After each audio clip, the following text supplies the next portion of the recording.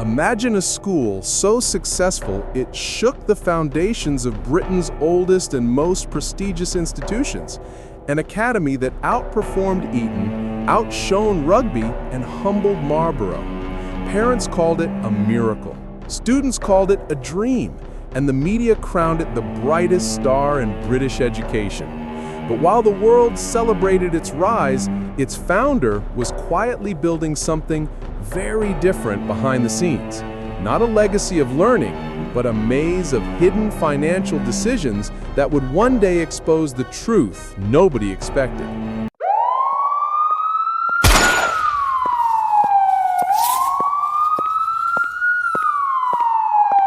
Beneath the applause and shimmering success of Cardiff's top-ranked college lay a story few could have imagined. The school's meteoric rise appeared almost unreal. Year after year, students earned record-breaking exam results. Admissions letters from Oxford and Cambridge flooded in, and families from across the world trusted this institution with their children's futures. Everything about it radiated excellence, stability, and promise. And at the center of it all was a woman who would shape this empire with her own hands. Yasmin Sarwar, the visionary leader whose name became synonymous with academic perfection. To many, she wasn't just the founder or a principal. She was a guide, a mentor, even a second mother. The students admired her dedication, the parents praised her character, and the staff believed she represented the very soul of the college. Yet, behind her warm smile and calm professionalism, a very different story was unfolding. The deeper one looks, the more striking the contrast becomes. On one side stood a woman celebrated for transforming struggling students into high achievers, someone who seemed to pour her entire life into building a safe, nurturing environment for every young person who walked through her doors. On the other side was a pattern that slowly grew over the years. Subtle financial decisions, private arrangements, and transfers that didn't quite fit the narrative she publicly presented. At first, these details were nearly invisible, hidden beneath the glow of the school's accomplishments. But like faint cracks beneath a polished surface, they were there, spreading quietly and steadily. Her reputation became her greatest shield. After all, who would suspect wrongdoing from someone who had helped so many children succeed? Who would question the leader of a college hailed as the best in Britain? Success became a cloak, one that concealed actions no one thought to question. And that is where this story becomes truly unsettling. Not because of grand schemes executed in the shadows, but because of how naturally trust was given and how effortlessly that trust could be misused without anyone noticing in time. The very qualities that made Yasmin admired, her confidence, her authority, her connection with families, were the same qualities that allowed her to operate unchecked. As the school's reputation grew, so did the confidence in its founder. She made decisions with little resistance because people believed she understood the institution better than anyone else. She had built it from scratch after all. She was the face of every achievement the college celebrated. Her word was rarely challenged, and her motivations were almost never questioned. That atmosphere of unwavering trust provided the perfect environment for choices that would have raised alarms anywhere else. Money intended for education began to move through channels that outsiders didn't fully understand. Questions, when they appeared, were quietly softened by reassurance, professional explanations, or the overwhelming evidence of the school's success. The brilliance of the college acted as a distraction. Every top-ranking exam score, every headline celebrating its achievements, every glowing testimonial from parents made it harder to imagine that something was wrong. The school's victories overshadowed everything else, and with each success, scrutiny grew weaker.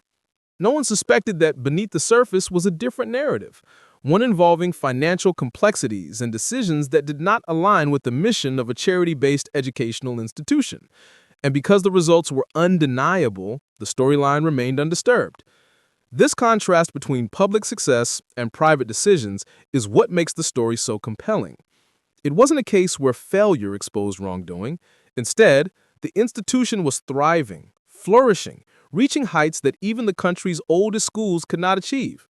And all the while, some of the resources fueling that success were being redirected in ways no parent, no student, and no staff member could have guessed. The brilliance of the college became the perfect cover, not through deception alone, but through genuine accomplishment that blinded everyone to what was happening behind closed doors. The most striking part of the story is how easily ambition can blur into something else when left unchecked. Yasmin's early vision for the school was genuine. She wanted to help students, she wanted to change lives, and she wanted to create something unprecedented, and she succeeded. But at some point, the line between personal ambition and institutional responsibility began to shift. Small decisions that seemed harmless slowly grew into larger ones, and the pattern became more difficult to reverse. The success of the school didn't just hide the shift, it encouraged it. As the institution climbed higher, the expectations and pressures rose with it. Maintaining the illusion of perfection became just as important as the success itself. In the end, the very trust that built the school became the force that allowed its foundations to weaken. And the very woman who inspired students to believe in themselves became the center of a story that would shake the educational world. The college remained exceptional, its achievements real. But the truth behind its financial operations revealed a completely different narrative, one that shows how even the brightest institutions can carry shadows no one sees until it's too late. And that is where the story turns towards something even more complicated, the idea of trust itself. Because while the college shined brighter with every passing year, the trust placed in its founder grew just as quickly. Students admired her not only because she helped them achieve academic miracles, but because she made them feel understood. Parents looked at her as someone who could guide their children toward futures they once considered out of reach. Staff members saw her as the driving force behind an institution that had become a national symbol of excellence. She didn't just run a school, she shaped a community. And within that community, her voice carried weight no one questioned. But the very power of trust is that it can be quietly redirected without anyone noticing, not through force, but through confidence, persistence, and the subtle influence of someone who appears committed to everyone's well-being. Yasmin understood people deeply. She knew how to make students comfortable, how to reassure anxious parents, and how to present herself as a calm leader during stressful times. That ability won her admiration, but it also gave her something much stronger. A reputation that insulated her from suspicion.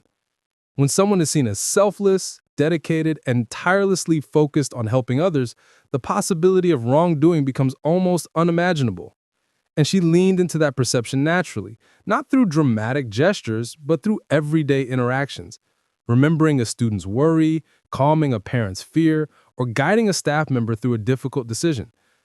Every moment built a deeper layer of trust, and every layer made it easier for her to move unnoticed when she chose to. This is what makes her story so complex. There was no sudden shift in her behavior, no dramatic moment where good intentions collapsed. Everything happened gradually, almost invisibly. It began with decisions that seemed harmless, choices that blended into the rhythm of everyday operations. A small inconsistency here, an unusual transfer there, each one surrounded by explanations that sounded perfectly reasonable. And because the school was delivering results beyond expectations, no one felt the need to investigate further. The success spoke louder than any paperwork ever could. What mattered to most people was the outcome: bright students, proud families, and a college rising higher each year. As her influence grew, so did the bubble around her. At meetings, her word was taken as fact. When financial questions arose, her answers appeared confident and informed. Her leadership had built the institution, and many believed only she understood the system well enough to manage its growth. That environment created a subtle hierarchy where challenges to her decisions felt unnecessary or even disrespectful. Not because she demanded silence, but because the narrative of her dedication made criticism feel out of place. People trusted her judgment, and she trusted that trust to protect her when she made decisions outside the boundaries of the school's mission. This isn't a story about deception carried out through intimidation or secrecy. It's a story about how easily perception can blur reality when someone holds both authority and admiration. Yasmin's public identity, as the caring figure who transformed young lives, became inseparable from her private choices. Even when financial irregularities began to accumulate, they remained hidden behind her image. For many, it was impossible to connect a leader who nurtured students with actions that could harm the institution. This disconnect created a silence, not enforced, but assumed, a silence that allowed patterns to grow unnoticed. And as the school continued to shine, the intricate financial structures operating beneath it became more elaborate. What began as small steps expanded into a network of decisions that only a few fully understood. Funds intended for supporting students or strengthening the college were sometimes redirected through channels that appeared legitimate at first glance, but carried purposes no one outside the inner circle recognized. The complexity played a crucial role. When something is too complicated for most people to analyze, trust becomes the default response. And trust was the one resource Yasmin had in abundance. Over time, these choices formed a system that ran parallel to the school itself, a system built with careful planning, concealed within ordinary procedures, and protected by the belief that she would never misuse her position. Her role gave her access, her reputation gave her cover, and the college's achievements gave her freedom. It was a delicate balance, maintained not through secrecy alone, but through the natural protection that comes from being seen as irreplaceable. When someone appears irreplaceable, their actions rarely face the scrutiny they deserve. This is why the story feels so unsettling. It challenges the idea that wrongdoing always carries visible signs or dramatic warnings. In this case, the warnings were softened by trust, overshadowed by success, and hidden beneath a narrative of care. For years, the college thrived, and as long as the achievements continued, no one imagined that behind the scenes, decisions were being made that diverged sharply from the school's stated purpose. It wasn't just the financial aspect that remained hidden. It was the emotional influence, the sense of loyalty she inspired, and the image she projected of someone who sacrificed everything for her students. In many ways, she built two empires at once. The first was the college itself, a place where students excelled and families found hope. The second was a personal network that shifted resources away from the institution's mission, constructed with precision and facilitated by the trust she had cultivated. Both empires were real, and both existed side by side. One brought admiration. The other brought consequences that no one anticipated until much later. The students who looked up to her had no reason to see beyond the image she presented. Parents who praised her leadership had no reason to question her decisions. Staff members who respected her authority had no reason to suspect anything unusual. And perhaps most importantly, she had no reason to believe the trust around her would ever disappear. For a long time, it didn't. It protected her. It empowered her. It allowed her to continue shaping the narrative of the school while making decisions that contradicted its values. But trust, once shaken, reveals everything it once concealed. And when the first serious questions finally emerged, the carefully balanced world she built began to shift. What had once been invisible became noticeable. What had once been explained away became questionable. And the admiration that protected her for so long could no longer shield the increasingly visible gaps between her public persona and her private decisions. The unraveling had begun, and the illusion of perfection that once seemed unbreakable was about to face its greatest test. And once that illusion finally began to crack, the shift was almost impossible to ignore. What had been subtle, almost invisible irregularities started to take shape as patterns that were no longer easy to explain or dismiss. It didn't begin with loud accusations or dramatic revelations. It began quietly, the way many truth-unraveling moments do, with small questions raised by people who had no intention of suspecting wrongdoing. A number that didn't align with a report, a payment that didn't match a recorded purpose, a transfer that looked ordinary until someone took a closer look. These were not red flags at first, more like faint signals in the background, but once noticed, they became impossible to unsee. The first significant moment came from what looked like an insignificant financial detail. A payment that had gone out years earlier resurfaced during a routine review. It wasn't large enough to alarm anyone by itself, but it didn't fit. It had no clear educational purpose, no corresponding approval, and no direct benefit to the students or programs.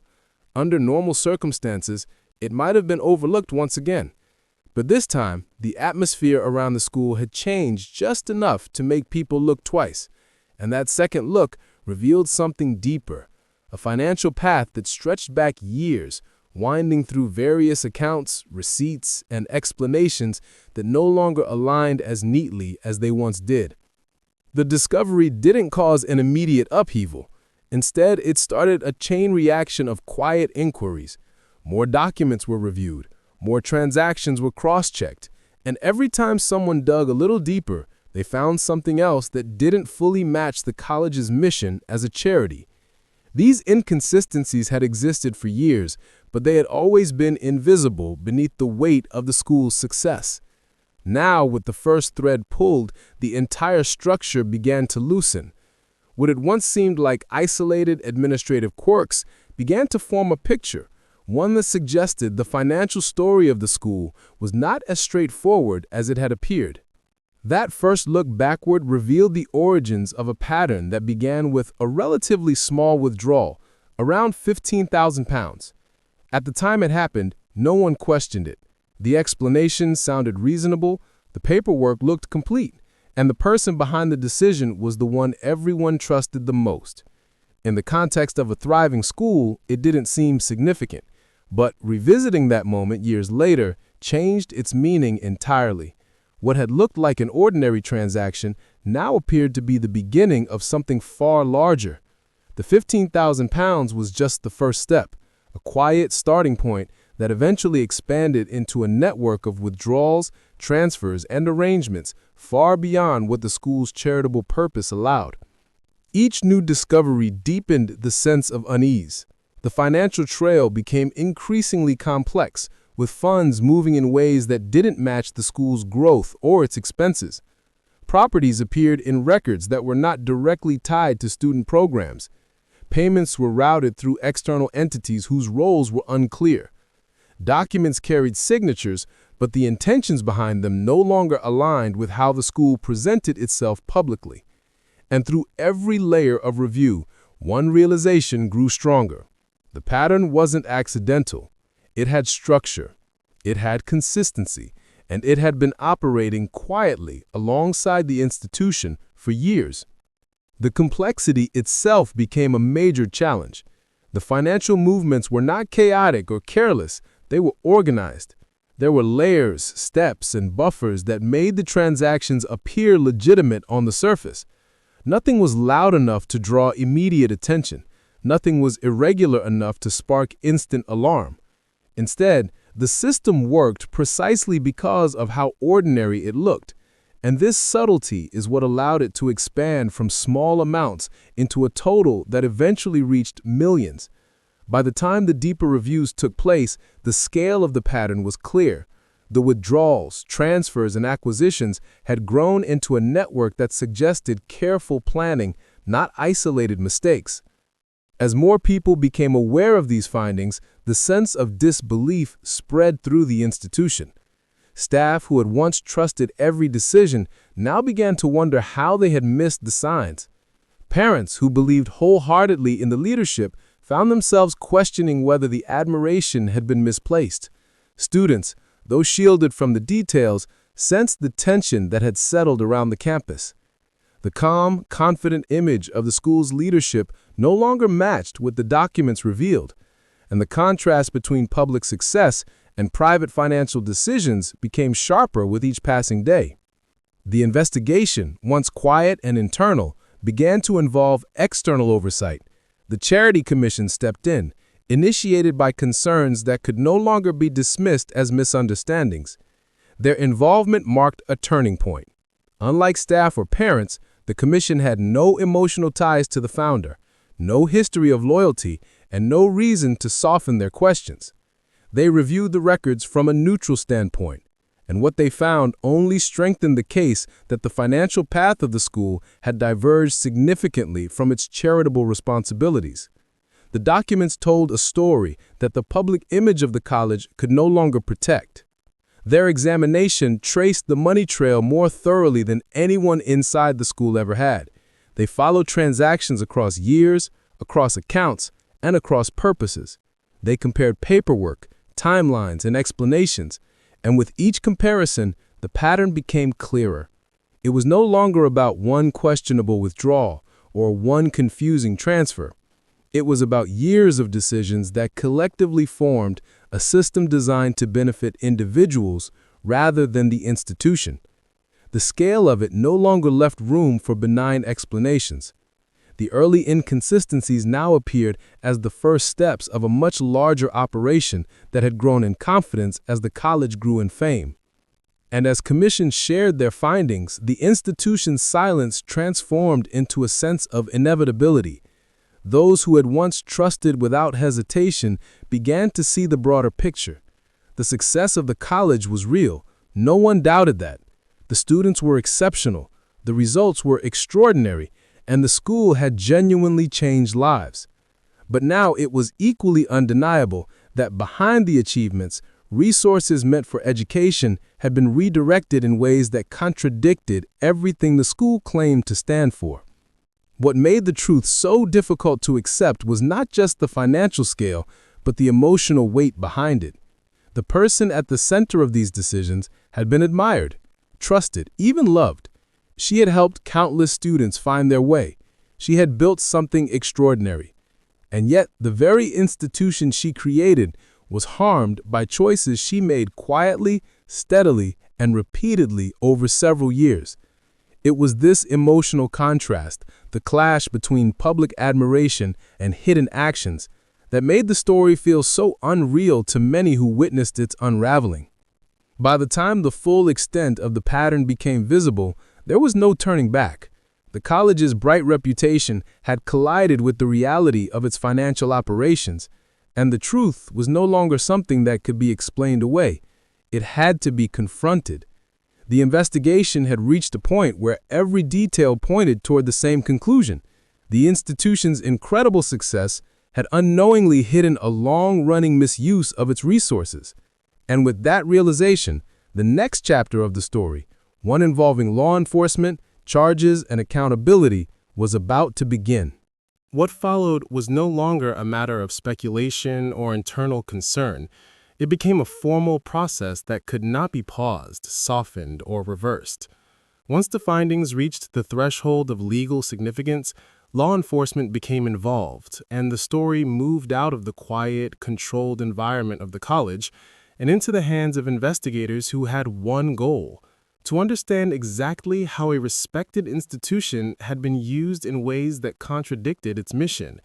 The transition from internal review to official inquiry marked the moment the narrative changed from suspicion to consequence.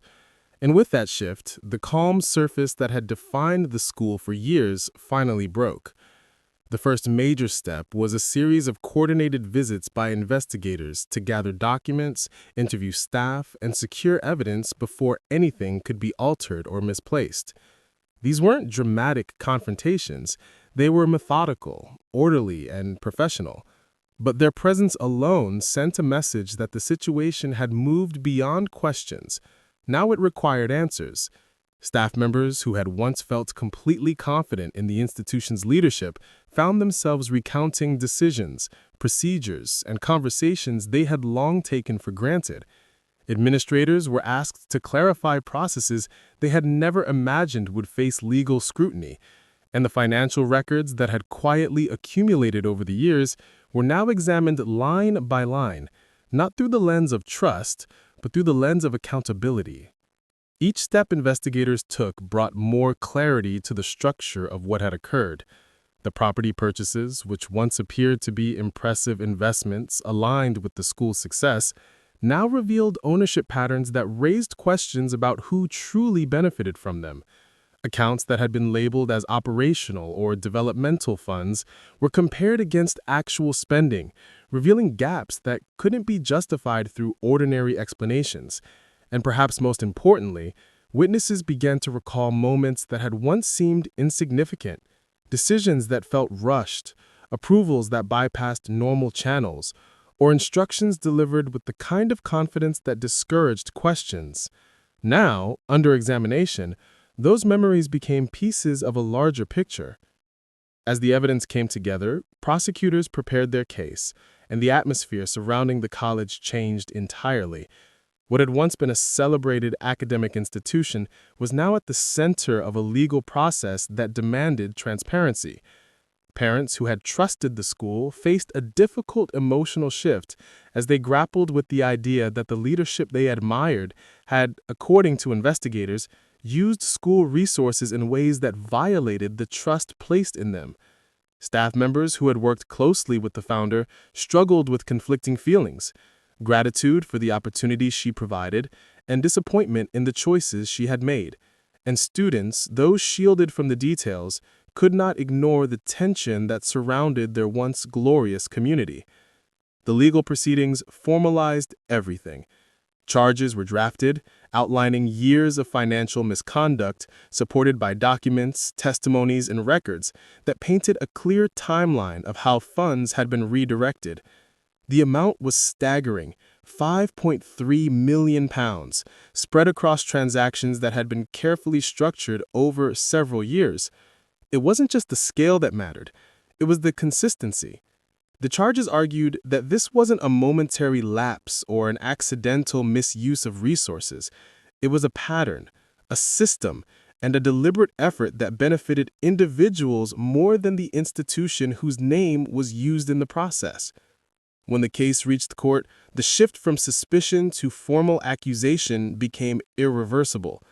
Cardiff Crown Court became the setting where years of hidden financial decisions were laid out openly. Prosecutors detailed how funds meant for educational purposes had supported personal acquisitions, private ventures, and property-related arrangements. They highlighted discrepancies in accounts, mismatched explanations, and evidence showing how money traveled through a network that did not serve the students who trusted the institution. Each part of the case drew from the same foundation: that the leadership had used its authority not to protect resources, but to control them in ways that contradicted the school's purpose as a charity. The defense presented its own narrative, a story of dedication, sacrifice, and the argument that the institution had always been treated as a family-run operation rather than a strict charity. They emphasized the founder's contributions, her long hours, her commitment to students, and the success the school achieved under her guidance. They argued that decisions were made under the belief that the institution's growth justified certain financial approaches. But as the trial progressed, the central question remained unavoidable: did personal benefit outweigh the responsibilities owed to the charity and its beneficiaries? The courtroom became a place where the emotional weight of the story clashed with the legal realities. Supporters of the founder remembered her warmth, her encouragement, and her role in helping countless students succeed. But legal standards are not shaped by personal admiration. They rely on evidence, accountability, and the requirements set for charitable institutions. And as the evidence was reviewed, it became increasingly difficult to reconcile the institution's mission with the actions revealed through the investigation. Eventually, the court reached its decision. The sentencing reflected the seriousness of the findings: years of misuse, structured transactions, and the improper redirection of charitable funds. Yasmin received a 6-year sentence, and her husband, involved in the financial structure surrounding the transactions, received 4 years. The verdict marked a turning point not only for the individuals involved, but for the institution that had once been celebrated as Britain's top college. The sentences signaled that even the brightest public image cannot protect actions that undermine the responsibilities attached to managing charitable resources. In the aftermath, the college faced the challenge of rebuilding trust. The achievements of its students remained real, and their accomplishments were not diminished by the actions of those who misused the school's resources. But the community had to confront the reality that the institution's success had masked deeper issues. Parents had to rebuild confidence in the systems meant to protect their children's education. Staff members had to adjust to new leadership and oversight, and students had to reconcile their pride in the school's accomplishments with the disappointment of learning what had been happening behind the scenes. The final lesson of the story was not about downfall or punishment, but about the delicate balance between ambition and responsibility. Success, no matter how remarkable, cannot exist without accountability. And trust, no matter how deep, must always be supported by transparency. The story of this once celebrated college served as a reminder that even the most respected institutions need careful oversight, and even the most admired leaders must be held to the standards that protect the communities they serve. For more shocking UK true crime stories, hit subscribe and turn on notifications. Don't miss a single twist.